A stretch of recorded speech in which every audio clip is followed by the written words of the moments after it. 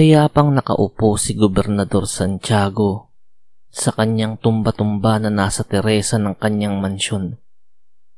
Dahil nakapwesto ang kanyang mansyon sa tuktok ng isang bundok ng probinsyang yun, ay tanaw na tanaw niya ang malaking bahagi ng lalawigan na kanyang nasasakupan.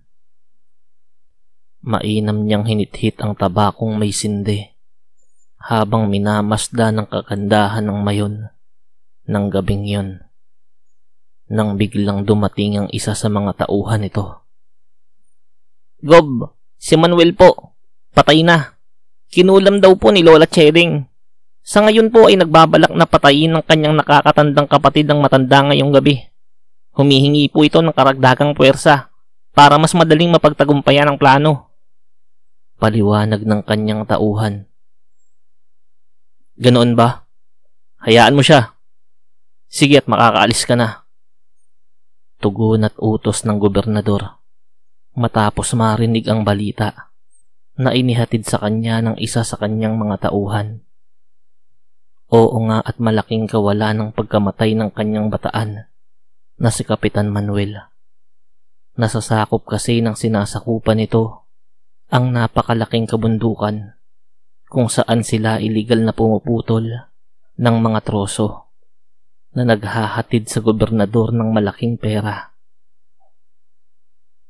Pero ganoon pa man, ay gumuhit sa bibig ng gobernador ang isang napakatamis na ngiti. "Narinig mo ba yun, Simon? Sa wakas ay nagkamali na ang matandang yun. Nangulam siya ng isang tao na nakatira sa nasasakupan ng probinsyang tinatahanan niya. Isa lang ang ibig sabihin noon. Wala nang kakayanang mangulam si Lola Cheding." Umaapaw sa galak na sambit ni gobernador sa kanyang personal na tagapangalagang si Simon, na sa mga pagkakataong yun ay lumalagok ng kape. Bawat kilala at makapangyarihang personalidad ng lalawigang yun ay mayroong personal na antingerong tagapangalagang pumoprotekta at nagsisilbi. At ang kay gobernador ay si Simon, ang matadero, bihasa sa paggamit ng kambal na kutsilyo na siyang ginagamit nito noon pang matador pa siya. Gamit ang mutya ng kidlat ay mas napabilis pa ang pagkilos nito kapag nakikipagkumbate. Sa mga panahong yun ay ang mataderong si Simon ang ikalawa sa pinakamalakas na antingero ng lalawigang yun. Hindi, siya na pala ang pinakamalakas. Iyon ay buhat ng mamatay ang antingerong asawa ni Lola Cheding noong prinotektahan nito ang buong lalawigan laban sa angkan ng aswang galing Capiz na gustong sumakop noon sa lalawigan. Ang totoo niyan ay kaya ng pagharian ni gobernador ang buong lalawigang yun sa pamamagitan ni Simon, kung hindi lamang kay Lola Cheding. Kung sa pisikal na kumbate ay kayang-kayang labanan ni Simon ang matanda, dagdag pa ang militar na hinahawakan ni gobernador. Subalit sadyang napakalakas na mangkukulam ni Lola Cheding.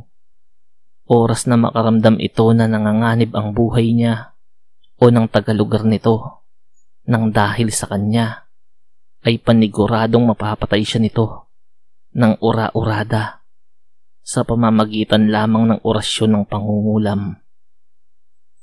Pero ngayon nga ay wala nang kakayanang mangulam ang matanda. Iyon ang tamang panahon para pagharian ni gobernador ang kabuuan ng lalawigan. Sa kabilang banda, napapaligiran na ng mga tauhan ng yumaong kapitan ang bahay ni Lola Cheding at ng apo nitong si Mige. Ang bawat tauhan ay nakatago sa mga halamanan at ikinukubli ng dilim ng gabi. Ang planong pagpatay kay Lola Cheding ay pinamunuan ng nakatatandang kapatid ng yumaong kapitan.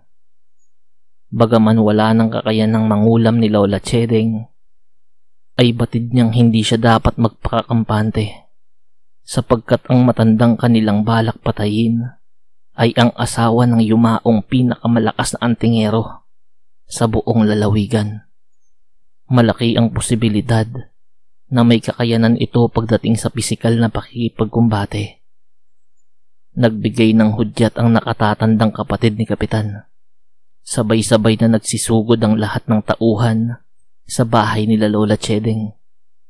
Bawat isa sa kanila ay may bitbit na gulok at baril.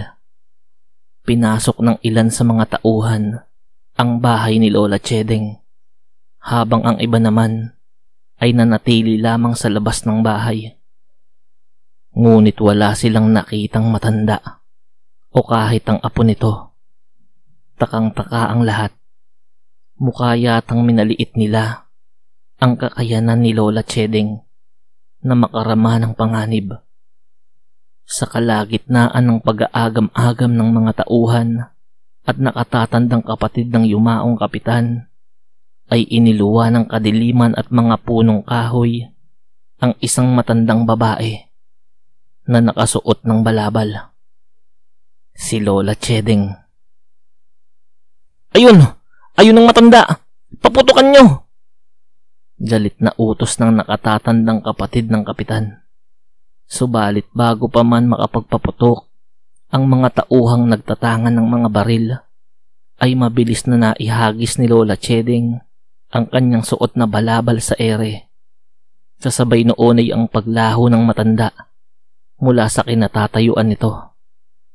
Bigla na lamang lumitaw si Lola Chedeng sa likod ng nakatatandang kapatid ng kapitan. Sa mga oras na yon ay nakadikit na ang talim ng hawak nitong gulok sa lalaki. "Kung ako sa inyo, ay bibitawan ko na ang mga armas nyo. Iyon ay kung ayaw niyong makakita ng isang lalaking nakahiwalay ang ulo sa katawan nito." Matalim na pagkakasambit ni Lola Chedeng. Agad namang binitawan at inihagis sa lupa ng lahat ng mga tauhan ang alinmang armas na hawak nila. "Lola Chedeng, pakiusap, huwag niyo po akong patayin. Pangako, buhayin niyo lang po ako, ay hinding-hindi na namin kayo guguluhin. Kung gusto niyo ay hinding-hindi na rin po kami magpapakita sa inyo." Sambit ng nanginginig at nagmamakaawang kapatid ng yumaong kapitan. Sa mga pagkakataong yun, ay mas importante na ang sarili niyang buhay kesa maipaghiganti ang kamatayan ng kanyang kapatid. "Totoo ba yung sinasabi mo?" "Opo, Lola Chedeng. Totoo po sinasabi ko." "Magaling. Kung ganoon ay umalis na kayo at huwag na kayong magpapakita sa akin kailanman." Ibinaba ni Lola Chedeng ang pagkakaturo ng kanyang gulok sa leeg ng lalaki. Subalit ng oras na ibinaba iyon ni Lola Chedeng, ay humarap sa kanya ang lalaki at mabilis na itinutok ang hawak na baril nito at kinalabit ang gatilyo noon. Pero ganoon na lamang ang pagtataka at panghihilakbot ng nakatatandang kapatid ng kapitan nang hindi pumutok ang baril na kanyang hawak. "Lola Chedeng, patawarin niyo po ako. Nagkamali po ako. Dulot lang po yun ang matindi kong..." Pero hindi na naituloy ng lalaki ang kanyang sasabihin. Sa isang mabilis na pagwasiwas ni Lola Chedeng ng hawak nitong gulok, ay ang pagbagsak sa lupa ng pugot na ulo ng nakatatandang kapatid ng yumaong kapitan. Bumagsak din sa lupa ang walang ulong katawan nito na wala ng buhay. "Pasensyahan tayo. Binigyan ko na ng pagkakataon ng pinuno nyo para mabuhay kayong lahat. Pero mas pinili niya pa ang mamatay. Ngayon, may dalawa pa sa inyo ang mamamatay." Sambit ni Lola Chedeng sa kalmadong tinig. Nagkatinginan ng mga tauhan. Mababakas sa mga mukha nito ang matinding takot, lalo na at harap-harapan nilang nakita kung papaanong walang pag-aalinlangang pugutan ni Lola Cheding ng ulo ang kanilang pinuno. Alam kong narito rin ang 2 tauhan na bumugbog sa apo ko. Patayin nyo at pwede na kayong makaalis dito. Utos ni Lola Cheding. Agad namang napatingin ang lahat ng mga tauhan sa 2 kasama nila na siyang salarin sa pagkakagulpi sa apo ng matanda. Pinagdadampot ng mga iyon ng kanilang mga gulok at pinagtatataga ang 2 kasamahan. Nang makumpirma ang kamatayan ng 2, ay nagbigay ng hudyat si Lola Cheding na dalhin ang bangkay ng 3 at lisanin na ang lugar. Nang makaalis na ang mga tauhan ng kapitan, ay siyang paglabas ni Miguel sa kinatataguan nito. Lola, ayos lang po ba kayo? Tanong ni Miguel sa kanyang lola. Miguel, apo, ito ang dahilan kung bakit hindi ako nangungulam ng taga-probinsya natin. Oras na mawala ang kakayanan kong mangulam, ay magsisilabasan na ang kulay ng mga totoong kalaban. Manganganib na ang buhay natin. Ganoon din ang lahat ng tao sa lalawigang ito. Paliwanag ni Lola Cheding matapos damputin ng balabal at muling ihabong sa kanyang ulo. Batid ni Lola Cheding na kaya niya pa ring makipagsabayan pagdating sa pisikal na pakikipagkumbate.